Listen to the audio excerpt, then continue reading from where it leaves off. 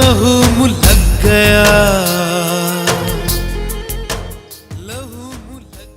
14 বছরের সম্পর্ক, 8 বছরের সংসার, আর তার আগে 6 বছরের প্রেম, এমন এক গল্প নিয়েই বলিউডে পরিচিত দীপিকা পাড়ুকোন ও রণবীর সিং।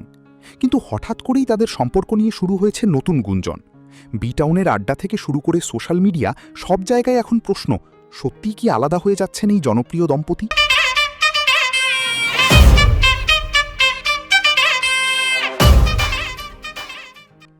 এর মধ্যেই শোনা যাচ্ছে তাদের 1.5 বছরের সন্তান দুয়াকে নিয়েও নাকি আলাদা থাকার সিদ্ধান্ত নিতে যাচ্ছেন তারা। তবে এইসব আলোচনা যখন চরমে, তখনই বিষয়টি নিয়ে মুখ খুলেছেন দীপিকা নিজেই।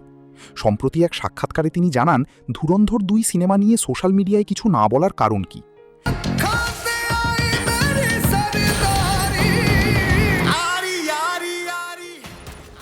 দীপিকা বলেন, তিনি সবার আগে সিনেমাটি দেখেছেন এবং তখনই বুঝেছেন এটি ভালো করবে। তিনি ব্যক্তিগতভাবে রণবীরকে সব বলেছেন, কিন্তু সবকিছু প্রকাশ্যে বলতে হবে এমনটা তিনি মনে করেন না। এর আগে 2024 সালেও তাদের বিচ্ছেদ নিয়ে গুঞ্জন উঠেছিল, যখন রণবীর তার প্রোফাইল থেকে বিয়ের ছবি সরিয়ে ফেলেন।